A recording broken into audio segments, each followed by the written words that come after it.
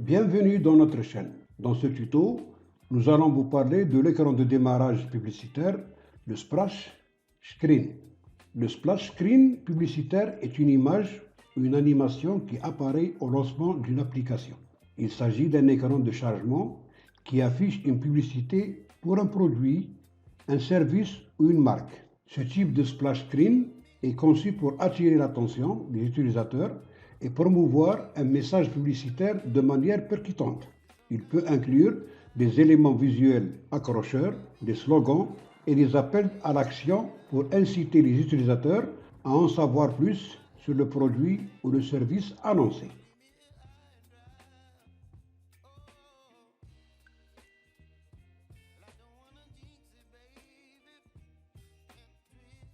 Passons maintenant à la création et l'animation du deuxième titre.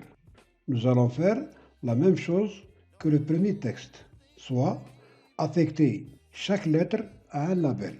Le titre choisi pour cette animation est Love is Love. Nous allons choisir la première lettre. Dans Caption, on va mettre L. Dans le fond, on garde Taoma et on va mettre gras 20 ou plutôt 24. Dans le backstyle, on va mettre transparent. Dans For Color, on va mettre rouge. La deuxième lettre, un O, on fait CTRL-C, CTRL-V et on va mettre un O minuscule. Ensuite,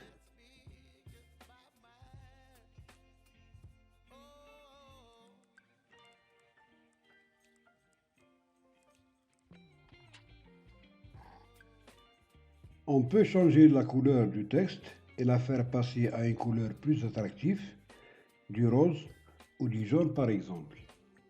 On sélectionne le texte et dans For Color, on va mettre du jaune. Avant de passer à la codification, nous allons renommer les labels. Au lieu de label, on va donner pour chaque lettre la lettre T suivie de son numéro d'ordre de 1 à 10.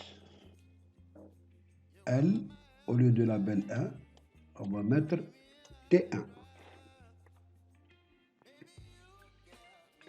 Et ainsi de suite jusqu'à la dernière lettre.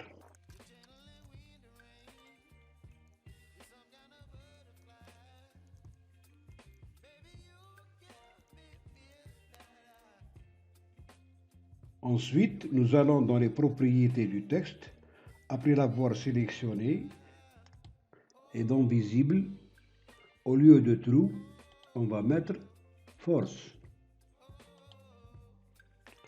Ensuite, on clique droit sur le texte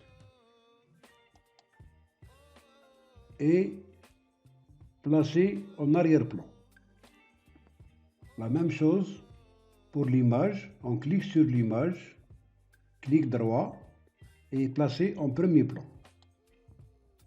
Souvenez-vous que le texte est placé dans l'userform au top 150 et au moment de l'animation, il devait être à la position top 114, c'est-à-dire ici, soit caché derrière l'image.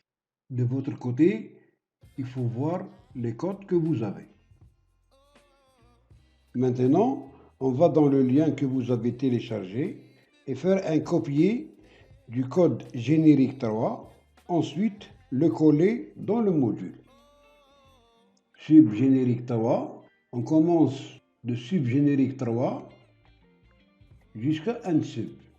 Copier, on ouvre le module et coller derrière générique 2. Je vous explique cette codification. C'est presque la même codification que celle du premier texte. Nous avons 3 boucles à réaliser.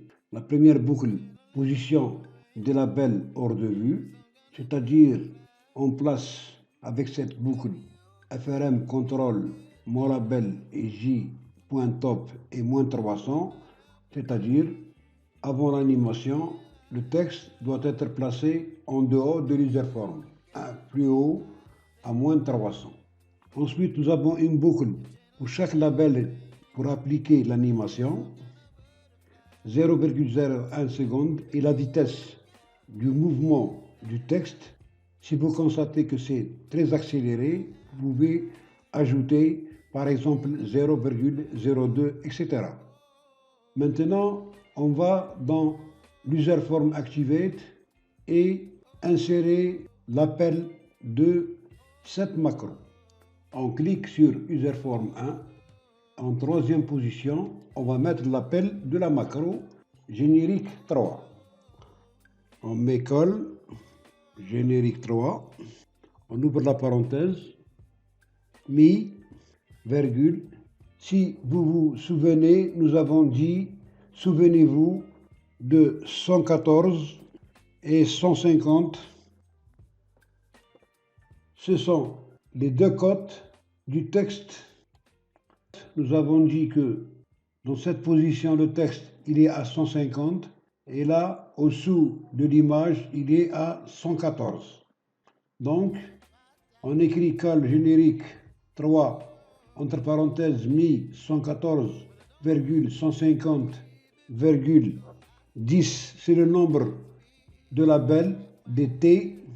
J'ai oublié, après mi, vous mettez entre guillemets T, virgule, ensuite 114, 150 et 10 et vous fermez la parenthèse.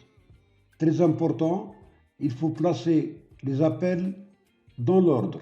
Générique 1, générique 2 et générique 3. Pourquoi? Parce qu'on commence l'animation avec le grand titre, création, ensuite l'image et après le dernier texte. On fait un essai maintenant.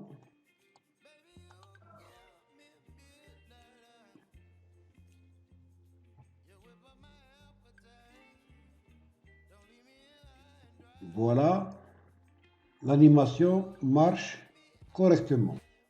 Notre troisième partie arrive à sa fin. Ce qui nous reste à faire dans le prochain tuto pour la quatrième partie est fin. Le chrono-progression pour accès à l'userform 2 et à la feuille Excel. La création de l'userform 2. La suppression de la barre de titre et la croix de fermeture. Le code dans le workbook pour accéder directement au splash screen. Je vous donne rendez-vous pour la quatrième partie et fin. Merci de m'avoir prêté attention.